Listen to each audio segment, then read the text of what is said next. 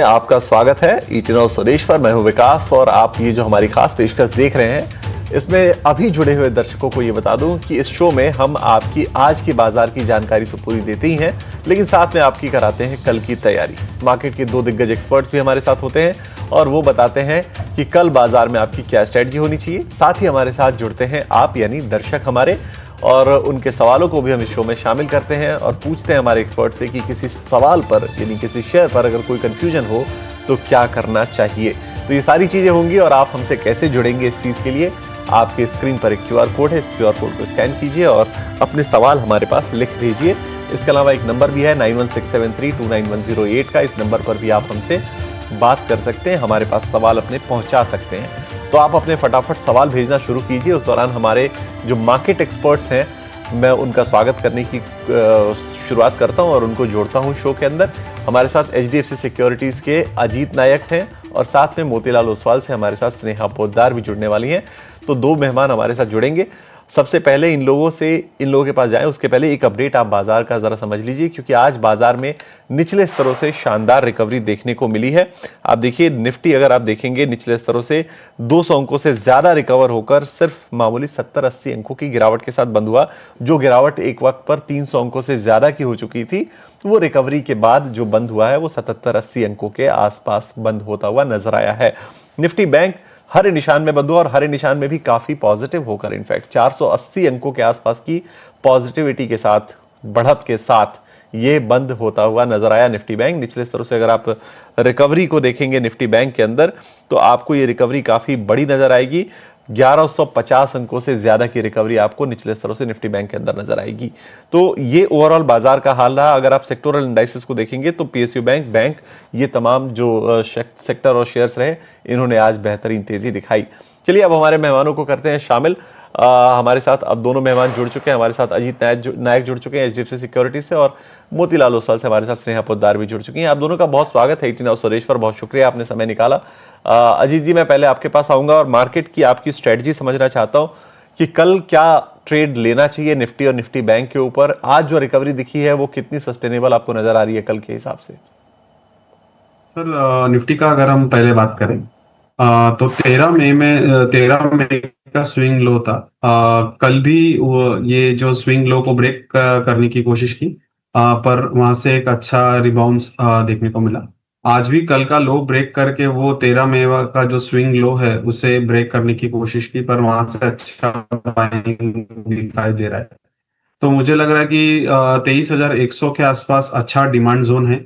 और हम देखें कि वो 7 अप्रैल के बाद जो 8वां अप्रैल को गैप अप हुआ था, उस वो भी एक जो लेवल है वो कोइंसाइड होता है। सो मल्टीपल जो है वो सपोर्ट जोन यहाँ पे बनता हुआ दिखाई दे रहा है। और मार्केट भी अगर लोअर टाइम फ्रेम पे हम देखें, 75 मिनट चार्ट या 15 मिनट चार्ट को अगर हम थोड़ा ट्रैक करें, तो वहाँ पे एक थोड़ा सा पॉजिटिव डाइवर्जेंस भी था। और उसके चलते ही मार्केट ने एक अच्छा रिकवरी भी दिया है। और आज जो गैप डाउन हुआ है वो गैप तक जाके निफ्टी पहुंचा है। बैंक निफ्टी तो आउट परफॉर्मर रहा है आज। मेजरली आईटी के वजह से निफ्टी आज उतना उछाल हमें आईटी निफ्टी में उछाल देखने को नहीं मिला। अदरवाइज निफ्टी भी आज स्विंग हाई क्रॉस 23,500 का जो स्विंग हाई है वो क्रॉस कर देता था। तो मुझे लगता है कि बाय ऑन डिप ही रहेगा जब तक 23,100 के नीचे अगर मार्केट में क्लोज नहीं आता है। मेरा ऐसा मानना है कि मार्केट ऊपर की तरफ जा रहा है। और 23,700 800 का रेजिस्टेंस है, वहां तक तो एक बार मार्केट टेस्ट एक बार करेगा, फिर वहां से हमें दोबारा व्यू लेना पड़ेगा। ये रहा निफ्टी के बारे में। और वैसे अगर हम बैंक निफ्टी के बारे में बात करें तो जो प्रीवियस स्विंग हाई है 53,000 54,000 का लेवल, उसको क्रॉस करके उसके ऊपर क्लोज दिया है लोअर टाइम फ्रेम में। डेली टाइम फ्रेम में भी अगर हम देखें तो प्रीवियस स्विंग को ब्रेक करके आज एक अच्छा बुलिश कैंडल दिया है। तो एक counter attack kind of a pattern भी बनता हुआ दिखाई दे रहा है। तो बैंक निफ्टी में भी मेरा व्यू पॉजिटिव ही रहेगा। 55,200 300 के आसपास बैंक निफ्टी एक बार वापस जा सकता है। अच्छे डिमांड जोन से बैंक निफ्टी ने भी बाउंस दिया है। और हम देखें दोनों में, तो एक इंटरनल बोलते इंटरनल डाइवर्जेंस बोलते हैं, जो बैंक निफ्टी ने एक लो को ब्रेक किया और बैंक निफ्टी ने पिछला वाला लो को ब्रेक नहीं किया। वहां पे भी एक पॉजिटिव डाइवर्जेंस बनता हुआ दिखाई दे रहा है। तो ये दो तीन चीजें हम अगर ध्यान में रखें तो बैंक निफ्टी और निफ्टी मुझे आने वाले समय के लिए पॉजिटिव दिखाई दे रहा है। चलिए, तो ये निफ्टी और निफ्टी बैंक निफ्टी के ऊपर व्यू हो गया। चलिए स्नेहा जी के पास चलते हैं। स्नेहा जी, गुड आफ्टरनून। बताइए मैम कि ये आपकी मार्केट की स्ट्रेटजी क्या है, और दूसरी चीज ये कि आईटी पर एक व्यू आपसे चाहिए। निफ्टी आईटी 2 दिन लगातार चढ़ा, 7-7.5% के आसपास का रिटर्न निफ्टी आईटी पे मिला 2 दिन में, और फिर आज 5.5% गिर गया। क्या नजरिया आपका आईटी पर है? Good afternoon. तो बेसिकली पहले अगर हम मार्केट की बात कर ले तो मार्केट में जो हम देख रहे हैं, मार्केट काफ़ी वॉलेटाइल है और एक लॉन्ग रेंज में कंसोलिडेट कर रहा है। वो लार्जली बिकॉज जिस तरह से जो अनसर्टेनिटी कंटिन्यूसली परसिस्ट कर रही है मार्केट में, सो यूएस ईरान को की हम सिचुएशन की बात करें तो वहाँ पे वापस अनसर्टेनिटी काफ़ी बढ़ गई है, जिसके कारण जो ऑयल प्राइसेस है वो एलिवेटेड लेवल्स पे है, जो कि हमारे इकोनॉमी के लिए नेगेटिव है, बिकॉज राइजिंग इन्फ्लेशनरी सिनेरियो को ये रिजल्ट करते, तो इससे Q1 के नंबर्स जो कि ऑलरेडी इम्पैक्टेड रहेंगे, बट ये अगर और लंबा परसिस्ट करते हैं तो हमारे जो ओवरऑल अर्निंग्स आउटलुक है वो यहाँ से डिटोरिएट हो सकती है। तो इसके लिए ये जो ग्लोबल सिचुएशन है ये इंडिया के लिए बहुत इम्पोर्टेंट है।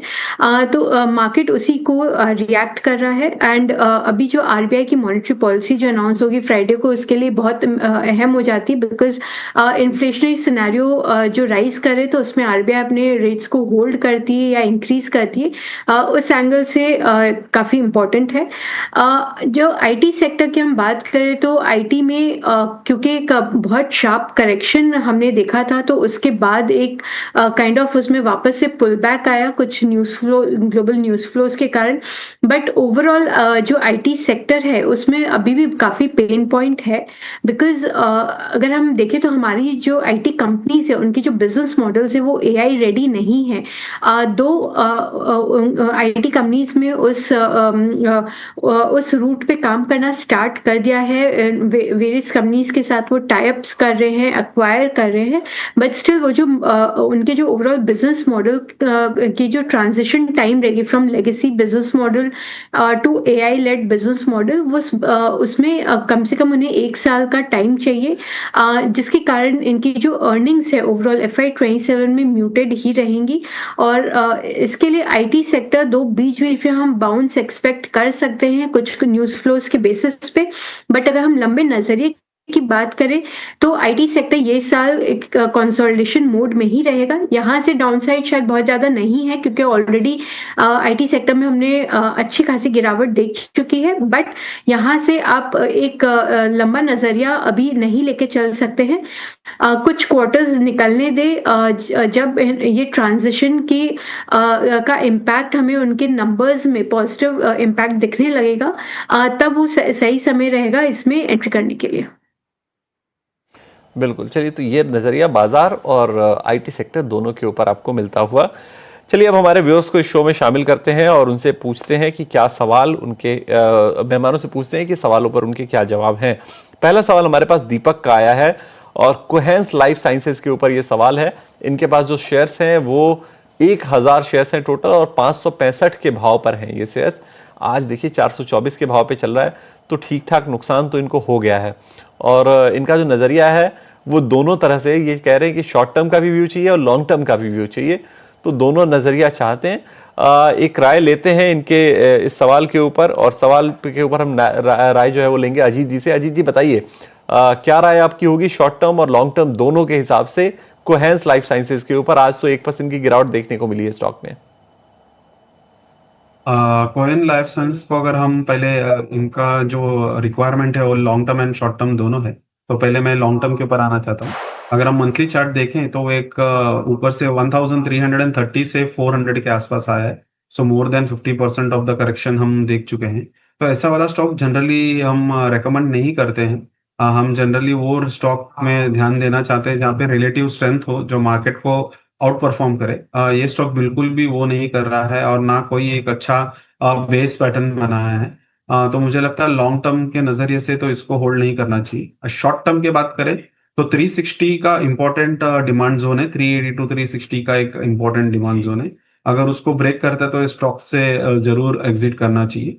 जिस हिसाब से मैं पैटर्न छोटे टाइम फ्रेम पे, डेली टाइम फ्रेम पे पैटर्न देख रहा हूँ, अगर ये 380 360 लेवल अगर नहीं नीचे की तरफ ब्रेक करता है तो ऊपर में 480 500 का एक उछाल जरूर देखने को मिलेगा। वहां पे भी एक एग्जिट का मोड ले सकते हैं और एग्जिट कर सकते हैं। ओवरऑल ये स्टॉक जो है वो कोई भी टाइम फ्रेम पे बुलिश बनता हुआ नहीं दिखाई दे रहा है। चलिए, तो ये राय आपको कोहेंस लाइफ साइंसेज के ऊपर मिल गई है। चलिए, अब अगले हमारे व्यूअर को शामिल करते हैं और हमारे पास अब अगले जो व्यूअर का सवाल है, आकाश भदौरिया का सवाल आया है विप्रो के ऊपर। 3670 शेयर इनके पास है 163 के भाव पर, और इस वक्त 203 के आसपास के प्राइसेस चल रहे हैं। इनका ये पूछना है कि क्या मुझे होल्ड करना चाहिए या फिर 50% प्रॉफिट बुक कर लूं, ये सलाह ये चाहते हैं। स्नेहा जी, क्या राय आपकी होगी? क्या इनको 50% प्रॉफिट बुक करना चाहिए या पूरी क्वांटिटी को होल्ड करें अभी?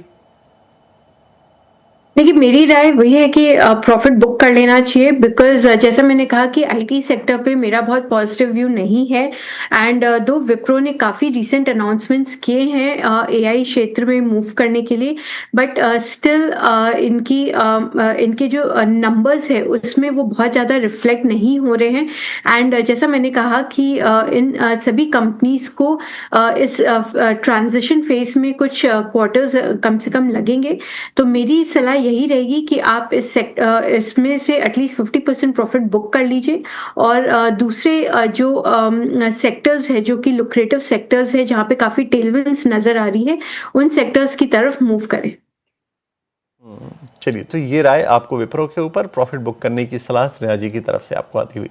चलिए, हमारे अगले जो सवाल है हमारे पास, वो कासिम सईद ने भेजा है हमारे पास यूट्यूब के जरिए, और एयरकॉन पर ये सवाल भेजा है इन्होंने। क्वांटिटी इनके पास 332 शेयरों की है और 204 पे इन्होंने एंट्री किया है, और ये पूछ रहे हैं कि क्या मुझे ये एवरेज करना चाहिए, क्योंकि होल्ड करते हुए 1 साल हो चुके हैं और 1 साल और होल्ड कर सकते हैं।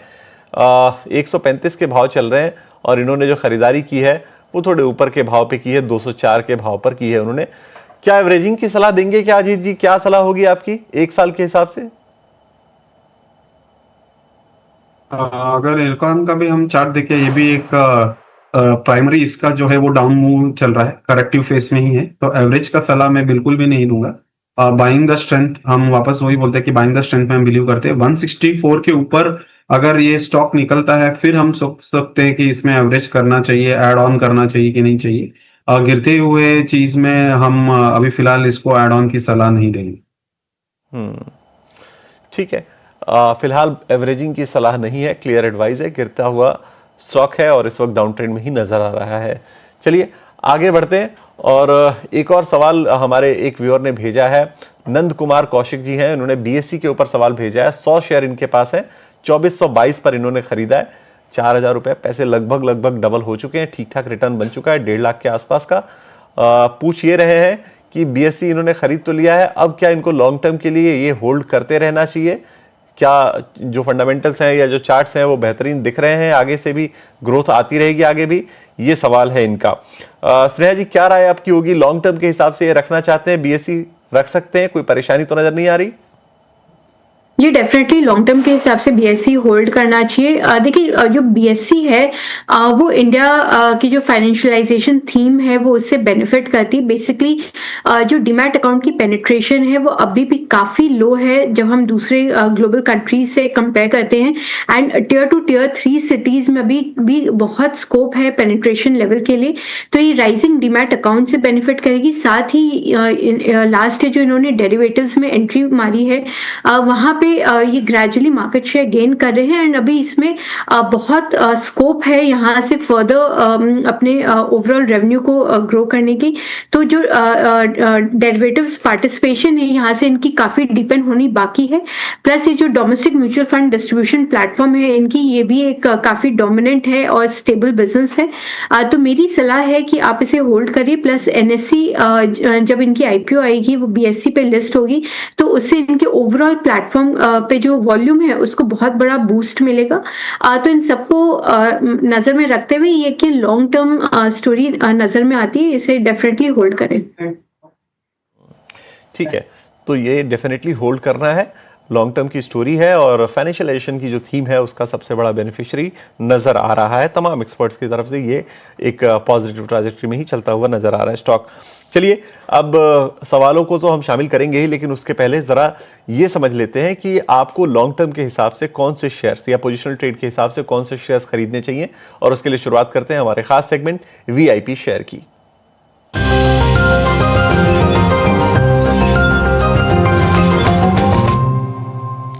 वीआईपी शेयर यानी वैल्यू इन्वेस्टमेंट पिक्स, ऐसे बेहतरीन शेयर्स जिनमें वैल्यू छिपी है।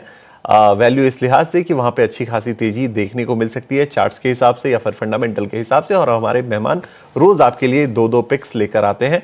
आज शुरुआत करते हैं अजीत जी के साथ। अजीत जी बताइए, वीआईपी शेयर में आपने कौन से शेयर चुने हैं? सबसे पहला मैंने जेएन के जम्मू एंड कश्मीर बैंक चुना है।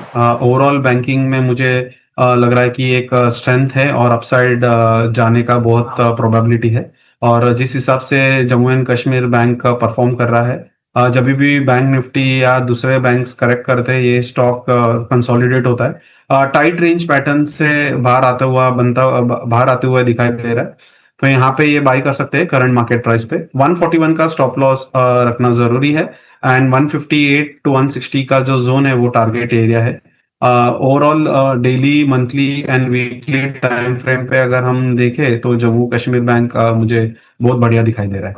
तो फर्स्ट मेरा पिक रहेगा जम्मू एंड कश्मीर बैंक।